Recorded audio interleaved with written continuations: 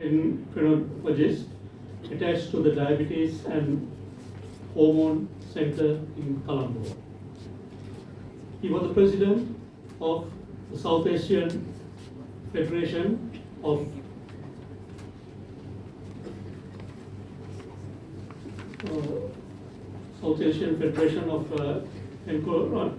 Endocrine Societies from 2021. He was involved in prevention of NCDs in Sri Lanka and South Asia and has been project leader for the Sri Lanka Diabetes and Cardiovascular Initiative and a national project for the prevention and control of non-communicable diseases in Sri Lanka. He also runs a multimedia platform called Dr. Noel Knows, which has more than 2 million views. Dr. Noel Somasundaram has more than 130 publications in the field of diabetes, endocrinology, and metabolism. He is the editor of the Clinical Diabeticology, a handbook of the diabetes management, and the chapters in 15 textbooks, including the Oxford desktop reference and other textbooks. He has also been the principal investigator in many international studies.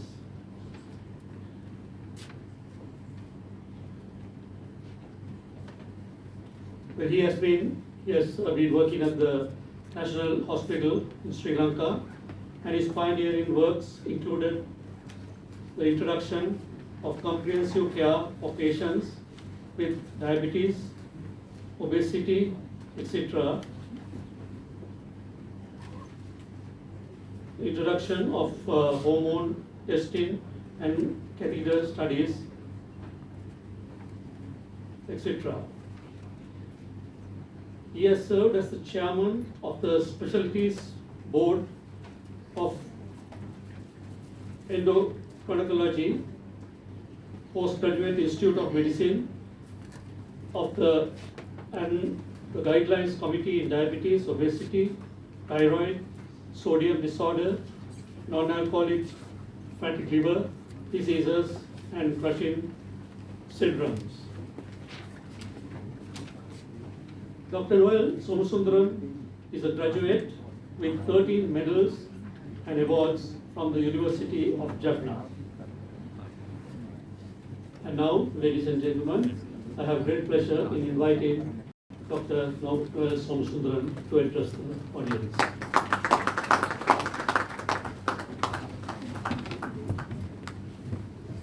Thank you, ladies and gentlemen, friends.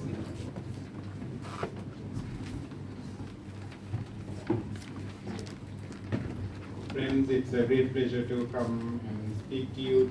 I thank the President, Mr. Davahi, for having invited me to speak today. I'll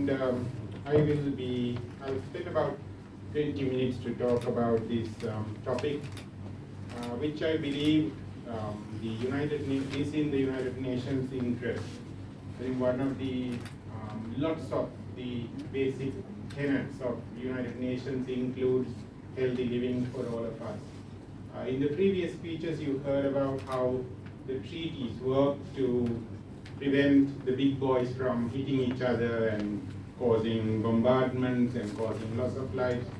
What I'm going to speak about is very much related to human life, but it's about how we as international communities come together to give the best optimal life to our populations. You also heard school students who spoke about hunger, which is another survival issue of the world. What I'm going to speak today is slightly different. because I sit on my table and listen to stories of people who come to see me, and I can see exploitation, how people are misled. Even some of you may not know what I'm going to speak about. So I was telling Dr. Dole that I hope I was not going to be controversial. He said at least some people have to start telling the truth. So if you also have watched my YouTube platform and the Facebook platform, you will see that I do sometimes try to tell the truth, which sometimes the policymakers fail to understand. So it's important for us as a community to start thinking about what is truth about living and wellness, and I'm going to speak about that. So if you look at these four, they are the major survival problems when you look at health. So the first NCDs means non-communicable disease, as you heard, I deal with diabetes and then cancers, heart attacks, all of them are the new killer diseases. So if you look at the death rate in Sri Lanka and also internationally, you will find that most people die of a heart attack or diabetes. And thirdly, from cancer.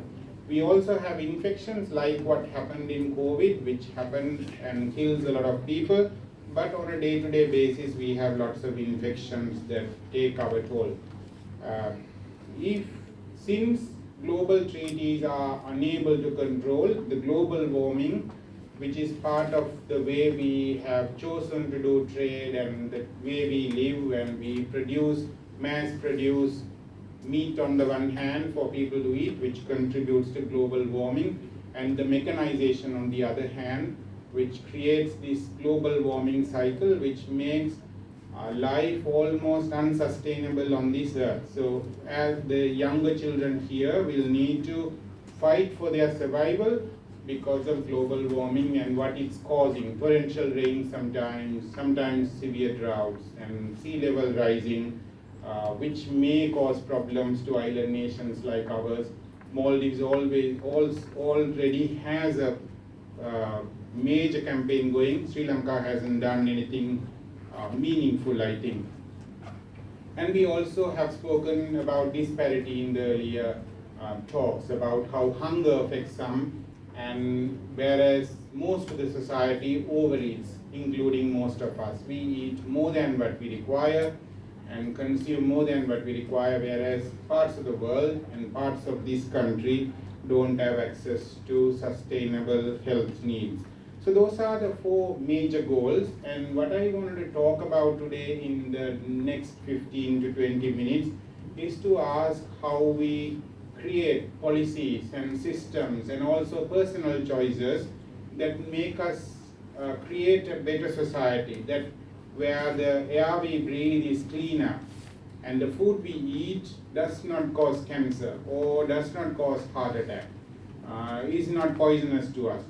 And there is sufficient policies to allow universal coverage of basic needs such as medication, etc. Commonly, when you sit down to write policies, you have what in medicine we call as the reductionist model. In other words, a big problem can be broken down into small scale issues that then you create an answer to. So we can create, say diabetes. You can create 5 policy decisions that will create solution for that. But it's not always correct, as I will show you. The reductionism also leads to everybody having to take medicine without relying on more broad spectrum policies that allow a larger population to live disease free or without seeing a doctor, for example. The policies ensure that people have to go to a doctor and get medications lifetime, because the policies have failed to understand, but they have reduced it to such a level and oversimplified that we have failed to see the real issues behind. And fragmentation of care, which I wouldn't spend a lot of time on. So in this model, we say the root causes are identified, but I will show you 3 examples and ask you, do we actually address the root causes always? And the answer is sadly no. And you will see as I show you examples of, for example, a diabetic or a HIV infection, or a person who's a sex worker who's got a new disease, for example, whether we actually have addressed the root causes is what I will ask. And I will argue for more comprehensive strategies where as we think of problems and shift focus.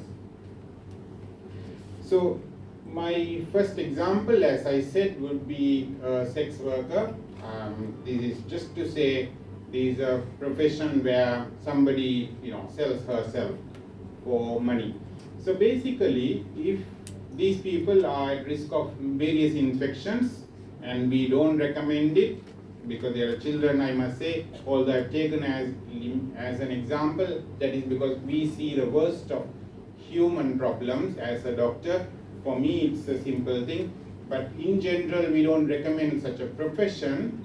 However, once she gets an HIV infection, which is a transmitted disease, and she was unfortunate to have, there are multiple things that the society puts the burden on her because they have a label, they have a particular stigma attached to that, there is a price to pay for that. Although we give them drugs lifetime to now keep them alive without allowing them to die, what was the cause of that? Why did she have to be a sex worker? So in our simple model, she has a viral infection which will kill her, and so we give her pharmaceutical medicine and she will take it. Of course, there are medicine side effects, so we'll monitor it.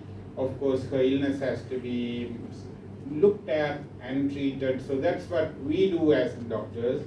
But if you really ask the root causes of why a woman living in Sri Lanka would become that profession and choose that profession, you will ask that, you will realize that just giving few examples and tablets to her is not going to be the root causes. So that's what I meant by reductionism. So in our general policies as countries and nations and United Nations work at policies, they look at superficial, real, the immediate causes only, whereas the bigger problem is the rights of women in this country, the education standard given to women, and is she employable? How much will she earn if she went to work? And perhaps numerous other issues that I can keep on going about that a woman will face when she goes to work. So the root causes are different economic reasons, whereas they sit in hospitals receiving tablets from us. So my second example, just to illustrate, is a type of patient that I see daily. A diabetes patient who was living in a village, so I will take a little bit of time to explain his story, who's now lost a leg because he's now developed diabetes and has lost a limb. So as I've said here, at the heart of every illness is a human tragedy, and the normal policy making does not realize that. And I will give you an example of how the policies can fail in a person like that. So just to go back, so this guy lived in, this is a story that happens numerous times across the world and particularly in Sri Lanka. So this is a guy who is living happily in a village. He doesn't need money because they have barter system. You grow manioka, your neighbor grows bandaka, and you exchange the two together. You don't need money. You just live from the land. You don't have to be rich. You have a roof above your head, you have clean water, clean air, and you are happy. But what the world is asking is to develop these economies. So what do? We count how many of these people are unemployed and give them jobs. So what does he do? he comes to an urban city and starts working. Well, you might say that's great. Now he's got 50,000 rupees a month as salary. But the question is, what does he do with the money? So he becomes what is called the urban poor. If he's lucky, he'll become the urban middle class. Now, if as an entrepreneurologist you ask me who do I see the most, it's this category of people who have migrated from, Garden of Eden like environment where he has everything he needs and can live happily, now comes because he can now have money and a smartphone and maybe a car in future and live in an urban society. Now you might ask, are these three things wrong? A house in Colombo or Panadura, smartphone and a car. How can they be wrong? Do you know these three factors are if you draw a health map and ask who are the people who are the sickest, you will find that these three are the risk factors for developing diabetes and like him losing a limb. So we ask the question, how does a house in Colombo make you sicker? Well, in the village, he was walking every day and working every day to earn his money. Now he's suddenly cut down his exercise level.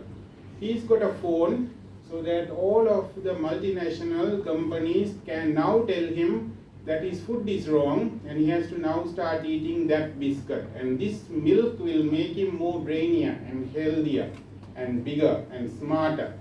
So he starts using them. There are advertisements targeted at children that say that a particular vegetable oil product, margarine, will make them brainier. So when you have a smartphone, you suddenly see these things. The world opens up to you. You think you are now becoming developed. Whereas multinationals are pushing business to you and you start watching the phone.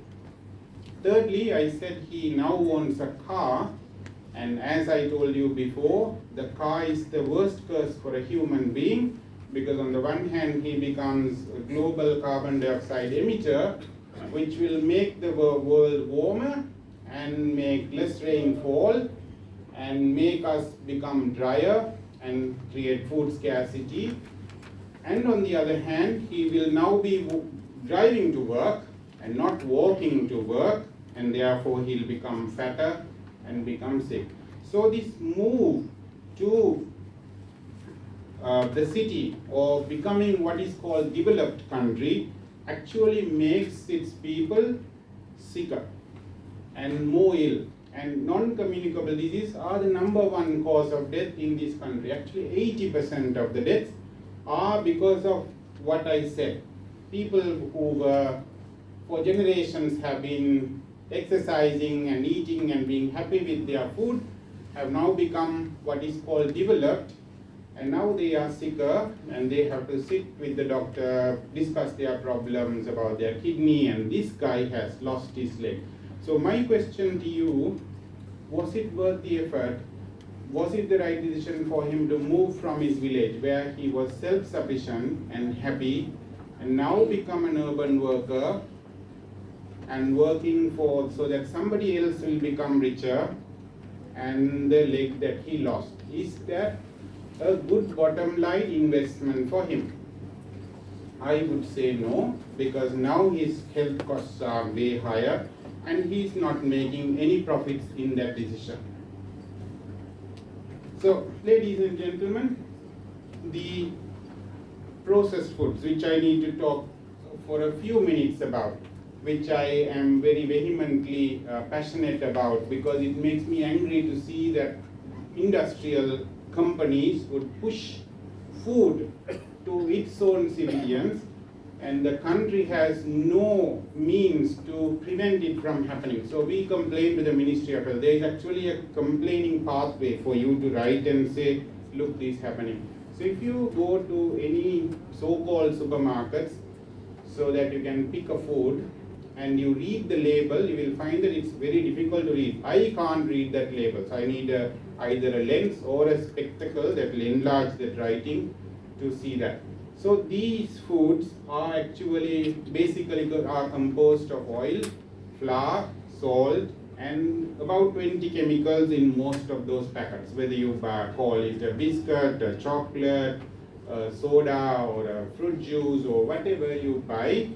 The elements are that you are contributing to a $2 trillion worldwide industry that employs millions of people and spends enormous amounts of money, so that when you sit to watch a cricket match, all you see is why you have to drink that milk, and why that biscuit will make your lover love you, and that chocolate will make you whatever, and how children can be made more brainy, and we keep, eating that and becoming people who develop these new fashion killer diseases, non-communicable diseases.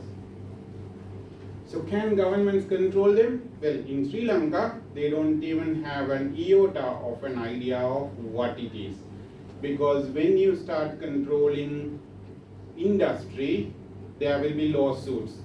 When you start controlling these people, one ambassador will come and sit and say, how can you ban our milk, or that noodle, or this product? Because this is industrialization of the world. So United Nations policies, although they look at health, they usually turn a blind eye to this whole scenario of how, say the meat we eat are the #1 carbon emitter of the whole world. So any other creature in another planet wouldn't plan their world like that, where you warm your planet in order to create food, then advertise and make people misled and make them eat, and in the end some people get money, I'm not sure what for, and the whole world suffers. So we as doctors look at studies. As you would have heard, I do get involved in studies. And that is because pharmaceutical products, say metformin that I will prescribe to my patient, requires 10 years of research. First to the guinea pigs and the rats to show that they are safe, and then to 1 human, to 10 humans, 100 people, 8,000 people, 10,000 people, then it will be licensed to be used in limited numbers. Even then, if there is a side effect, that drug will have to be recalled. Where have you seen the studies published of the foods that you eat?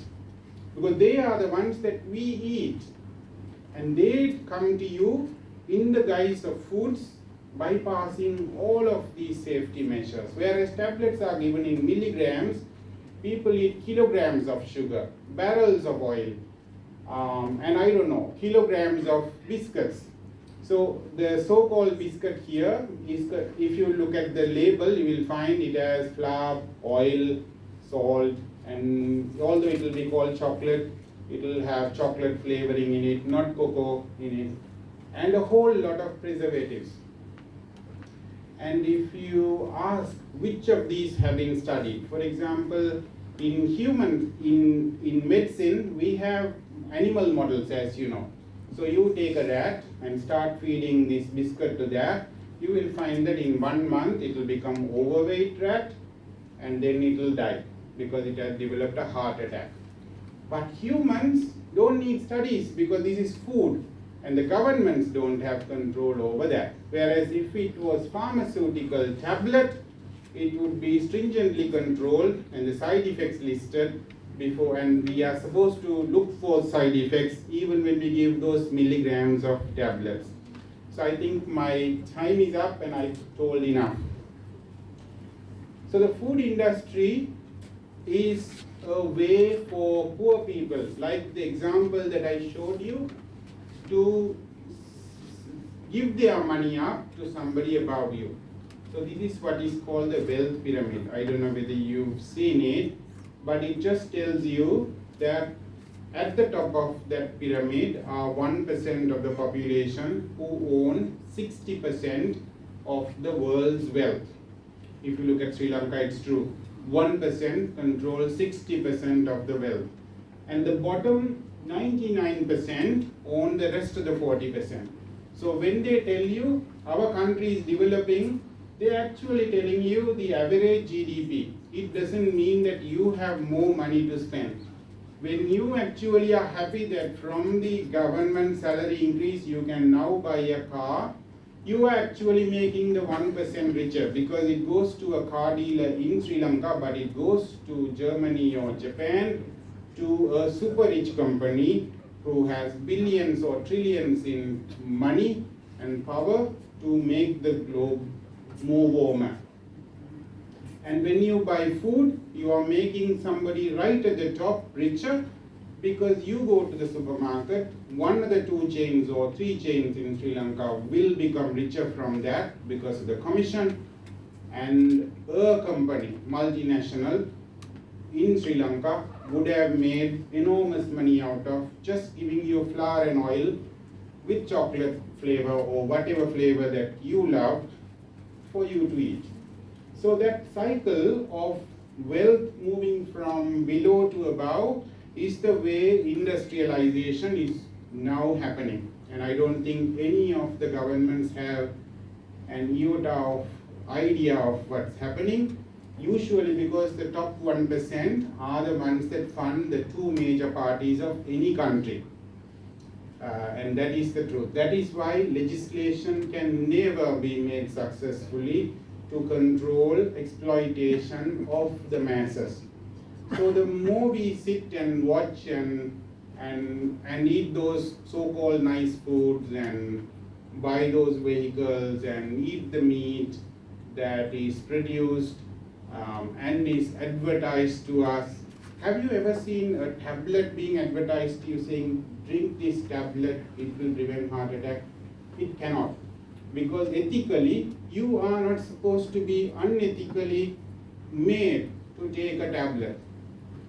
How many times a day do you see people telling you on television or on your so-called smartphones and on the streets to make the streets ugly with boards and supposed role models like cricketers and actors and actresses coming and telling us, do this, you will become a better person. I mean, how ethical is that? How ethical is it that a school child sees an advertisement that tells them, eat a product made of, actually margarine is actually vegetable oil, nothing else. And eat that margarine, eat that sausage, it will make you brainy and all that. Use this soap, use that food substance like this chocolate. How ethical it is, and how can a government or its health ministry allow that to continue? So I think I'm going to stop there. Thank you, Zawahir, for having invited me to speak. And as Dr. Dole challenged me to say the truth, I think I was plain in my speaking, and I thank you once again for inviting me. My hope is that the older generation have for the last 100 years allowed this industrialization to continue. And one of my sayings is that what has been there for millions or even billions of years, how can one generation destroy that? Humans have come through this nature with billions of years of background, and our generation and our previous generation, in the name of industrialization, have completely changed the picture, and we've become. So it reminds me of this crocodile park. So in South India, I went to a crocodile park, and we had, I don't know how many of you might have gone there. So there are about 30 different species of crocodiles. So it's a treat to watch, because there are these dangerous animals that you can see. In one corner, there is this door. It tells you to open the door if you dare to see the most dangerous animal in the world. Do you know what is behind that door? Yes, thank you. Excellent.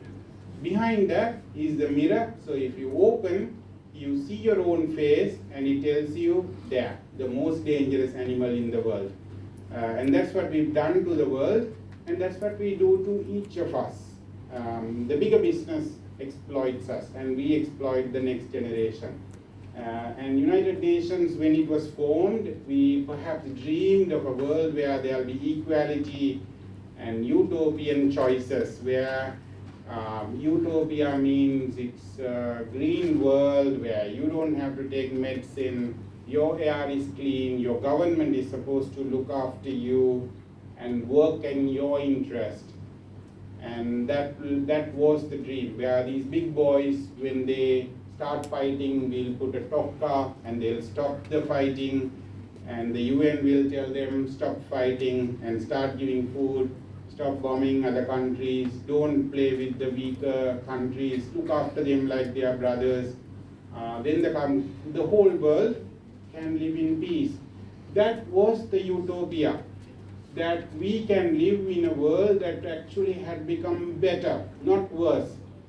So I hope that the next generation, the school children who are listening today, will do a different world, create a better world that is not one that is exploitational, but one that is not so industrialized and not crash commercialized and capitalized, and that we'll have a healthier future that focuses on wellness for all than just money for few.